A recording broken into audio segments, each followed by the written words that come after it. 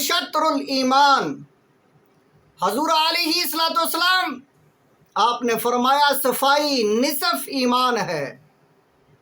پاکیزگی کا درجہ، صفائی کا درجہ اسلام میں نصف ایمان کے درجے کے برابر ہے۔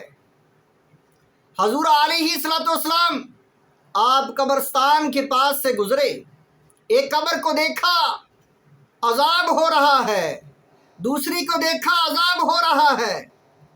آپ نے شاخ، ہری شاخ، سبز شاخ کو نصف کیا، آدھا آدھا کیا اور قبروں کے اوپر رکھ دیا۔ فرمایا جب تک یہ شاخیں ہری رہیں گی تو ان قبر والوں کو عذاب جو ہے وہ ہلکا ہو جائے گا۔ اور پھر فرمایا ان دونوں کو عذاب اس وجہ سے ہو رہا ہے کہ یہ آدمی پاکیزہ نہیں رہتا، پیشاب کے چھینٹوں سے نہیں بچتا، اور یہ آدمی جو ہے یہ چغل خور ہے۔ صفائی کا درجہ اسلام میں نصف ایمان قرار دیا گیا۔ حضور علیہ الصلوۃ والسلام آپ نے فرمایا صفائی کا، پاکیزگی کا اتنا بڑا درجہ ہے، فرمایا نصف ایمان، الطہور شطر الایمان۔ اور آگے فرمایا والحمدللہ، اور الحمدللہ، اللہ کی تعریف کرنا، سب تعریفیں اللہ کی ہیں۔ الحمدللہ کی تسبیح کرنا، یہ کلمہ پڑھنا، یہ الفاظ اس کا ذکر کرنا، الحمدللہ تملأ المیزان، اتنا بڑا اجر ہے، اتنا بڑا اجر ہے۔ فرمایا ترازو کو، میزان کو جس میں اعمال نامہ تولا جائے گا، فرمایا اس کو بھر دیتا ہے۔ یہ ترازو کو قیامت کے دن یہ لفظ بھر دے گا، یہ اتنا بڑا ہے۔ الحمدللہ، ساری تعریفیں اللہ کی ہیں، جدھر دیکھو اللہ کی تعریفیں، اللہ کی عظمت، اللہ کی شان۔ آسمان کی طرف دیکھو، سورج، چاند، ستارے، ہر طرف جو بھی نظر آ رہا ہے یہ اللہ کی شان ہے، اللہ کی قدرت ہے۔ ہر چیز میں اللہ کی تعریف نظر آتی ہے، سب تعریفیں اللہ کی ہیں۔ وَسُبْحَانَ اللَّهِ وَالْحَمْدُلِلَّهِ، اور یہ دو الفاظ سبحان اللہ، الحمدللہ، حضور علیہ الصلوۃ والسلام آپ نے فرمایا ان کا اجر اتنا بڑا ہے، اتنا بڑا اجر ہے، تملأانی او تملأ ما بین السماوات والارض۔ فرمایا یہ دو الفاظ الحمدللہ اور سبحان اللہ، ان کا اتنا بڑا اجر ہے، یہ تو زمین و آسمان کے درمیان جتنا بھی خلا ہے یہ پر کر دیتے ہیں۔ اتنا بڑا اجر ہے، اتنا بڑا ثواب ہے یہ سبحان اللہ، اتنا بڑا کلمہ ہے، اتنا بڑا اس کا ثواب ہے۔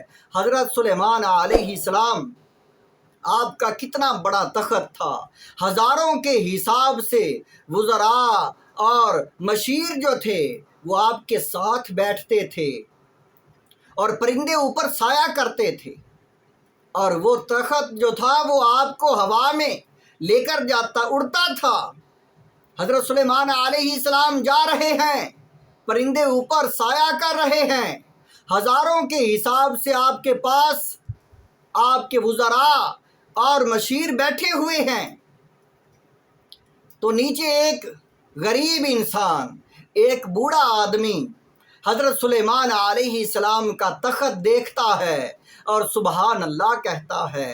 یا اللہ تیری کتنی بڑی شان ہے، اس بادشاہ کو تو نے کیا مقام عطا فرمایا، سبحان اللہ کہتا ہے۔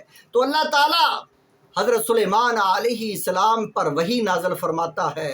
اللہ تعالیٰ نے فرمایا اے میرے نبی، اے سلیمان، تیری ساری سلطنت سے افضل جملہ، افضل لفظ وہ غریب انسان جو نیچے جنگل میں لکڑیاں اکٹھی کر رہا ہے، اے سلیمان، اس نے اتنا بڑا لفظ بولا ہے، وہ اتنا افضل ہے، اتنا افضل ہے کہ تیری بادشاہی ساری ایک طرف، وہ لفظ جو ہے وہ تیری بادشاہی سے بھی افضل ہے۔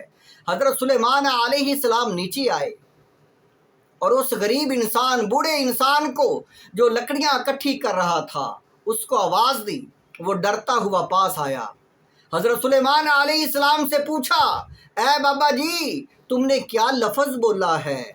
وہ کون سا لفظ تھا جو تم نے زبان سے نکالا اور میں نے تخت اس لفظ کو سننے کے لیے نیچے اتار لیا ہے؟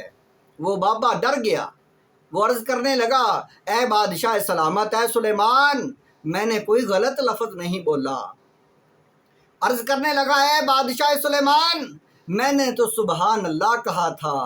آپ نے فرمایا، اے بابا جی یہ لفظ سبحان اللہ اتنا بڑا ہے کہ میری ساری بادشاہی، میری ساری سلطنت، یہ ساری ایک طرف، یہ لفظ سبحان اللہ اللہ کو اتنا پیارا لگا ہے، اتنا پسند ہے کہ اللہ تعالیٰ نے فرمایا، اے سلیمان اس بابے سے وہ لفظ پوچھ، وہ کون سا لفظ ہے جو ساری دنیا سے افضل ہے، ساری بادشاہی سے افضل ہے۔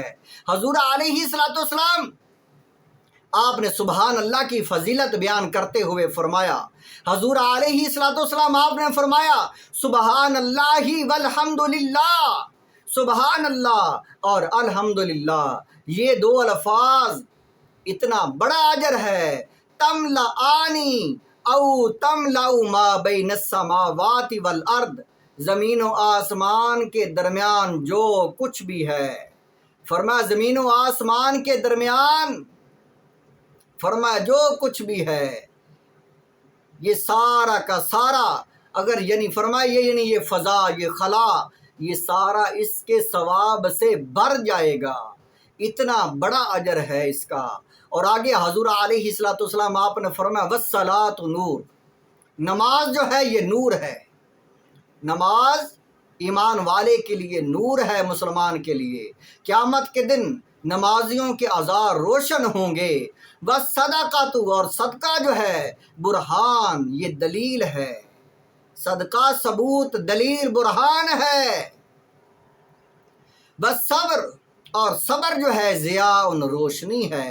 والقرآن حجۃ لک او علیک، فرمایا جو قرآن جو ہے یا تو یہ تیرے خلاف ہے یا تیرے جو ساتھ دینے والا جو گواہ بنے گا۔ قرآن قیامت کے دن عرض کرے گا، یا اللہ، وہ کہے گا، اے اللہ یہ انسان مجھے پڑھتا رہا ہے، اسے بخش دے، تو قرآن کی شفاعت قبول کی جائے گی۔ یا یہ قرآن جو ہے یہ کہے گا، یا اللہ یہ انسان اس نے مجھے کبھی ہاتھ بھی نہیں لگایا، یا اللہ اس نے اپنے گھر میں مجھے اوپر اونچی جگہ پر رکھ دیا ادب کے لیے، لیکن مجھے کبھی پڑھا نہیں، مجھے سمجھا نہیں، یہ خلاف گواہی دے گا۔ فرمایا قرآن یا تو شفاعت کرے گا یا جو خلاف گواہی دے گا۔ اس لیے قرآن جو پڑھا کرو، یہ نازل ہی اللہ تعالیٰ نے اس لیے کیا ہے کہ اس پر عمل کیا جائے، اس کو سیکھا جائے، اس کو سمجھا جائے۔ آگے حضور علیہ السلام آپ نے فرمایا، کل الناس یغدو فبائع نفسہ فموتقها او موبقها، ہر صبح انسان اپنے نفس کو، ہر صبح انسان اپنے جو ہے نفس کو فروخت کرنے والا ہوتا ہے، یا اسے آزاد کر دیتا ہے، تو یا اسے جو ہے فرمایا اپنے گناہوں کے سبب عذاب میں مبتلا کر لیتا ہے، فروخت کرتا ہے ہر صبح کے وقت انسان، یا تو جو ہے انسان برے اعمال کر کے اپنے نفس کو پھنسا دیتا ہے، تو یا اچھے اعمال کر کے اپنے نفس کا بھلا کرتا ہے۔